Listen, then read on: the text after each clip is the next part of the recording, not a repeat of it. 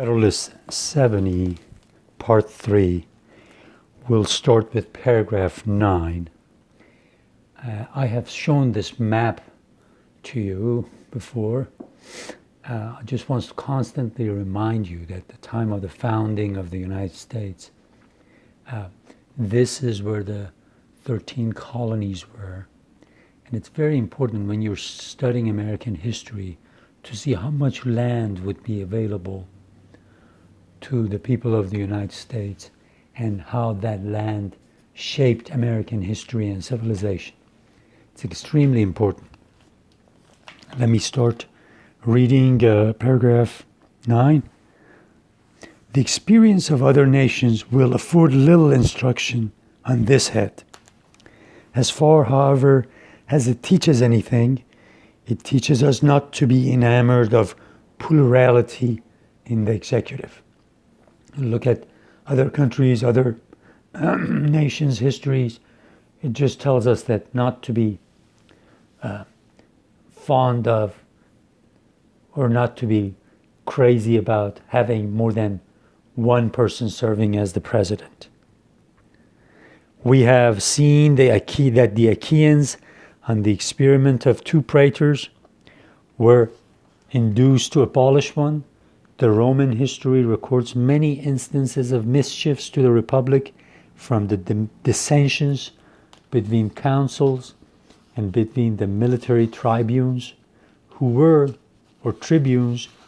at times substituted for the councils, but it gives us no specimens of any peculiar advantage derived to the state from the circumstances of the plurality of those magistrates. As you remember,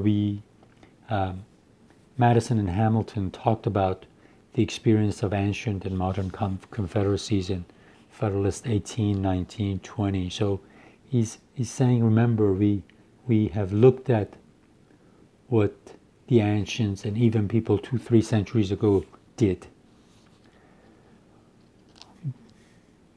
That the dissensions between them were not more frequent or more fatal is matter of astonishment, until we advert to the singular position in which the Republic was almost continually placed, and to the prudent policy pointed out by the circumstances of the state and pursued by the councils of making a division of the government between them. The patricians engaged in a perpetual struggle with the plebeians for the preservation of their ancient authorities and dignities.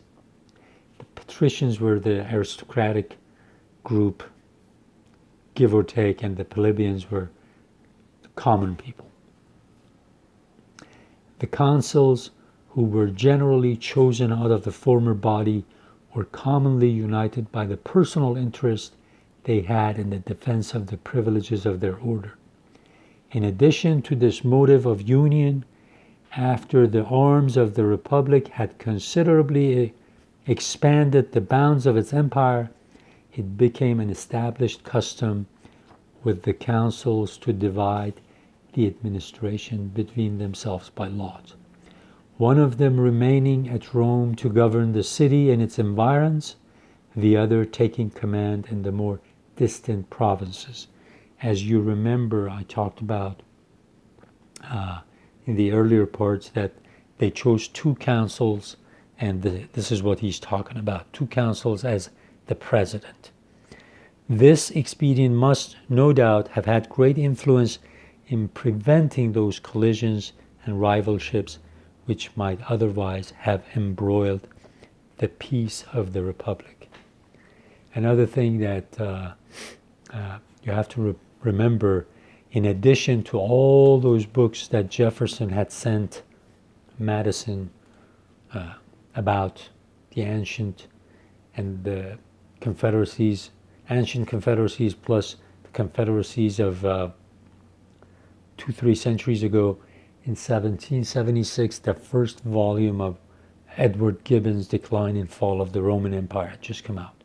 And these founders definitely read him. So they were familiar with what had happened what had led to the decline and fall of the Roman Republic. So these were all lessons for them to learn and apply it to their own situation.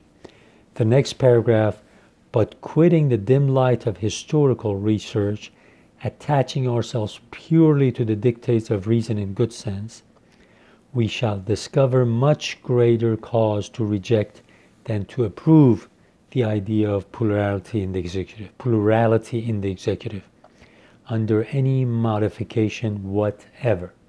So again, when we rely on our own reason and experience, especially our own experience, we see that having more than one president serve in that office is wrong. Next paragraph, wherever two or more persons are engaged in any common enterprise or pursuit, there is always danger of difference of opinion. If it be a public trust or office in which they are clothed with equal dignity and authority, there is peculiar danger of personal emulation and even animosity.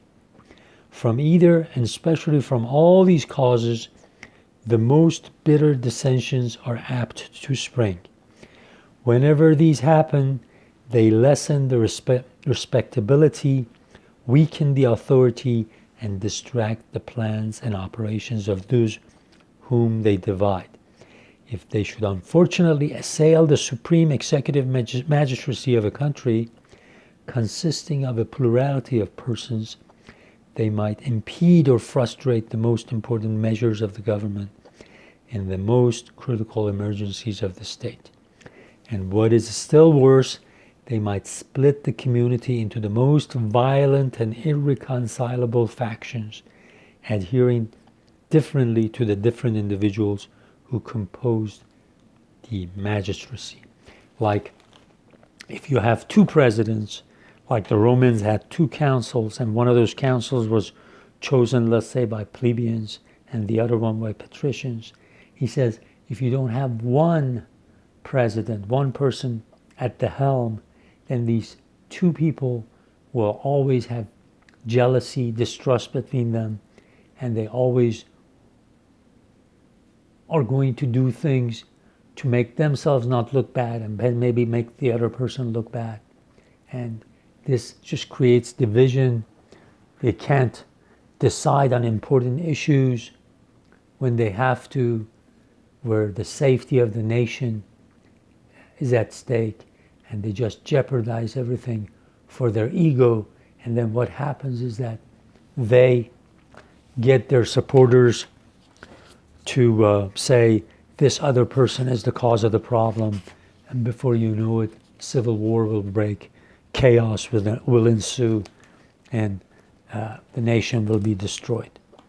Next paragraph, men often oppose a thing merely because they've had no agency in planning it, or because it may have been planned by those whom they dislike. But if they have been consulted and have happened to disapprove, opposition then becomes, in their estimation, an indispensable duty of self-love. They seem to think themselves bound in honor and by all the motives of personal infallibility to defeat the success of what has been resolved upon contrary to their sentiments. Men of upright, benevolent tempers have too many opportunities of remarking with horror to what desperate lengths this disposition is sometimes carried, and how often the great interests of society are sacrificed to the vanity, to the conceit, and to the obstinacy of individuals who have credit enough to make their passion and their caprices interesting to mankind. Perhaps the question now before the public may, in its consequences, afford melancholy proofs of the effects of this despicable frailty, or rather detestable vice, in the human character. So when you have two presidents serving, just like we've learned from the Roman experience, they are more apt to look for what's best for them and their supporters. They're vain. They look at what makes them look good, and they sacrifice the future of the whole community, of their country, because of their vanity and conceit. And he says we've seen this time and time again. And basically, as you know, sometimes if you put somebody in charge of something, they know that if they don't get the job done, they're the one who's going to be responsible. But if you have more than one person, then they always will blame the others or the other person for the mistakes, for the job not getting done, for all the crazy things that they may do and bring about. We'll stop here and we'll continue with the next paragraph in the next part.